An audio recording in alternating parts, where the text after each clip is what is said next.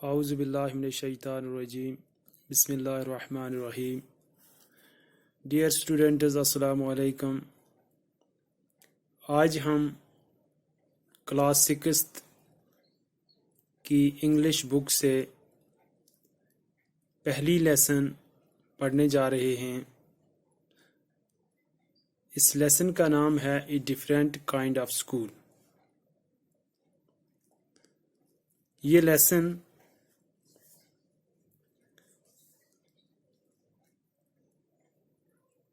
Writer ای وی locks نے لکھی ہے.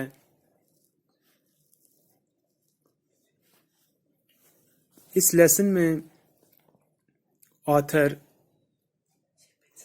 عام سکولوں کے بجائے ایک خاص سکول کا ذکر کرنے جا رہے ہیں. چونکہ لیسن کا جو ٹائٹل ہے وہ بھی یہی کہہ رہا ہے کہ a different kind of school, یعنی ایک مختلف سکول جو دوسرے سے تھوڑا الگ ہے، دوسرے سکولوں سے تھوڑا ہٹ کے ہے. تو سب سے پہلے یہاں پر لکھا ہے، اپنی کتاب آپ نکالیں گے اور اپنے سامنے رکھیں. Do you know these words?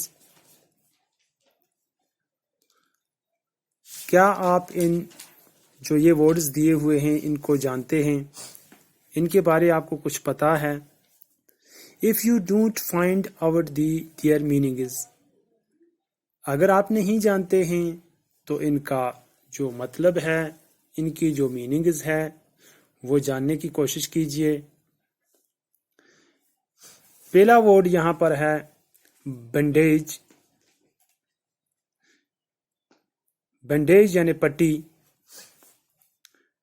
دوسرا ورڈ یہاں پر دیا ہوا ہے کراؤچ یعنی لاٹھی، جس سے اگر کسی کو پرابلم کوئی ہوگی، ٹانگ میں چل نہیں پاتا ہوگا، تو اس کو سہارا لینے میں جو لاٹھی کی ضرورت پڑتی ہے اس کو کراؤچ بولتے ہیں.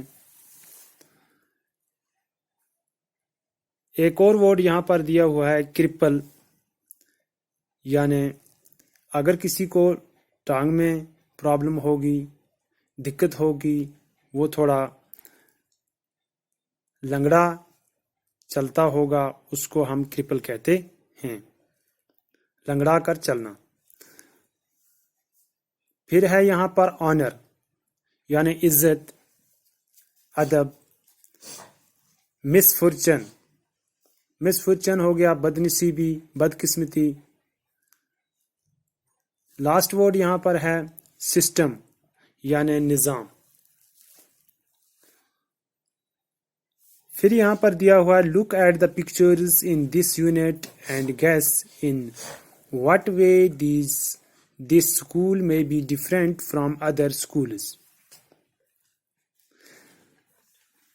کہ آپ نیچے یہ تصویر دیکھیں اور یہ گیس کریں کہ یہ اسکول جو ہے جس کے بارے ہم پڑھنے جا رہے ہیں یہ دوسرے اسکولوں سے کس طرح مختلف ہے، کیسے الگ ہے.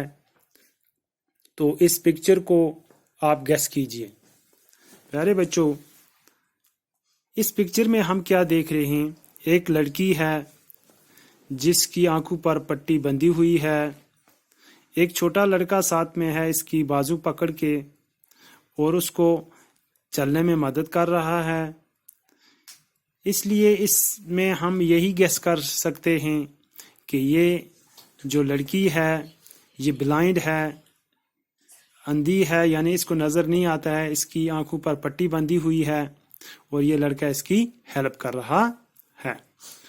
تو اب ہم سٹوری کی اور بڑھتے ہیں. I had heard a great deal about Miss Beamer's school, but not till last week did the chance come to visit it. پیارے بچوں، یہ جو اسکول تھا اس کا جو سربراہ تھی وہ مس بیم تھی. تو اس میں جو نریٹر ہے وہ کہہ رہا ہے کہ مجھے اس اسکول کے بارے میں نے بہت کچھ سنا تھا، لیکن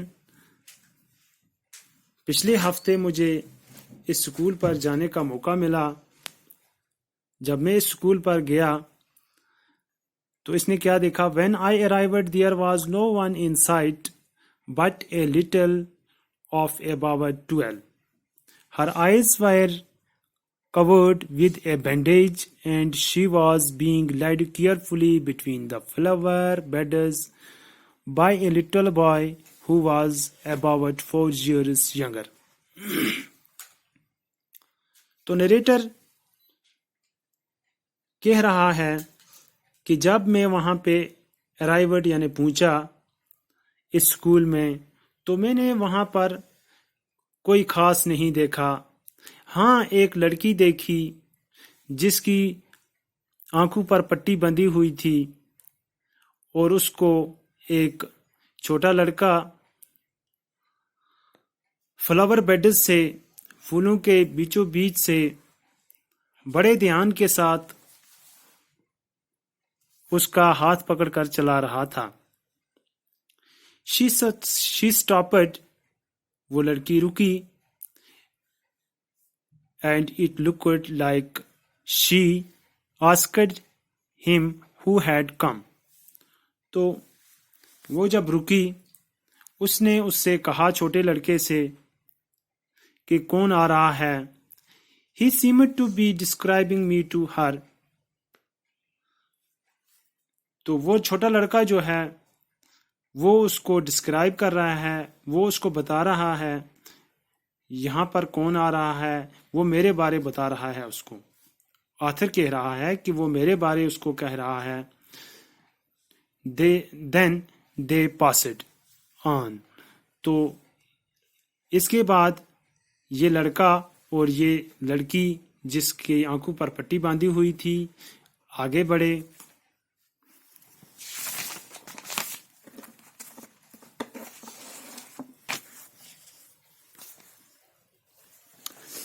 Miss Beam was all that I had expected.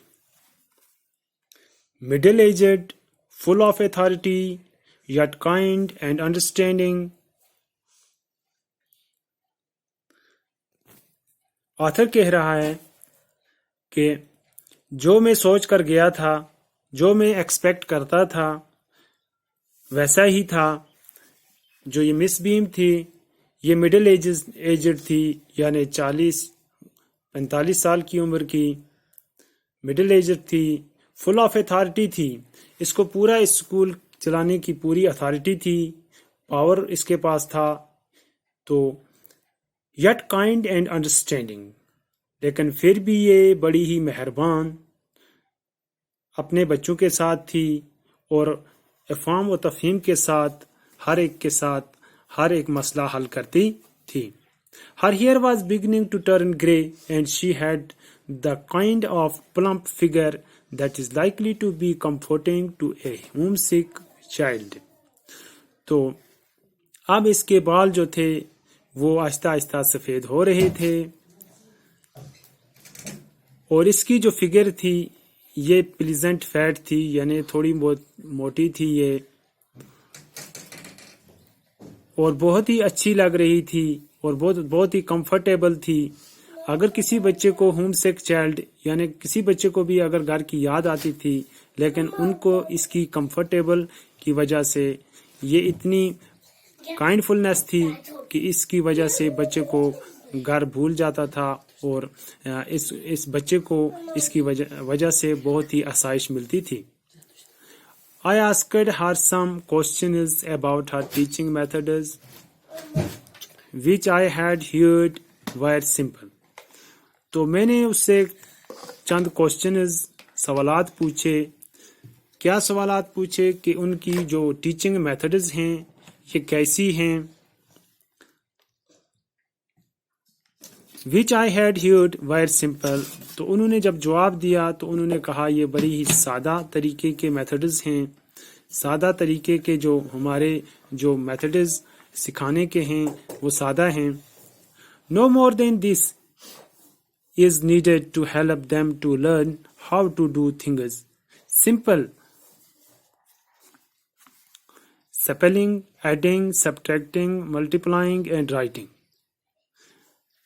تو انہوں نے جواب دیا کہ ہمارا کوئی خاص میتھڈ نہیں ہے، بلکہ ہم سادہ سپلنگ بچوں کو سکھاتے ہیں، ایڈنگ سکھاتے ہیں، سبٹریکٹنگ سکھاتے ہیں، ملٹیپلائنگ سکھاتے ہیں اور رائٹنگ سکھاتے ہیں. The rest is done by reading to them and by interesting talks. تو اس کے علاوہ ہم ریڈنگ پڑھنا سکھاتے ہیں ان کو، اور ان کے انٹرسٹ کے مطابق باتیں کرنا سکھاتے ہیں. during which they have to sit still and keep their hand quiet. There are practically no other lessons. تو اس طرح اس کے علاوہ کوئی خاص چیزیں ان کو نہیں سکھائی جاتی ہیں، بلکہ یہ چیزیں ان کو پریکٹیکلی سکھائی جاتی ہیں.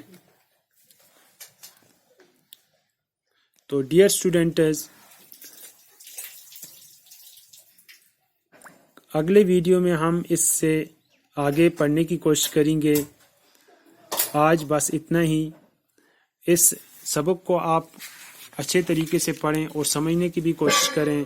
امید ہے کہ آپ کو سمجھ آیا ہوگا. تو اگلے ویڈیو میں ہم دوبارہ ملیں گے اور اس کہانی کو ہم کنٹینیو کریں گے. امید ہے کہ آپ میرا ساتھ دو گے. تب تک کے لیے خدا حافظ.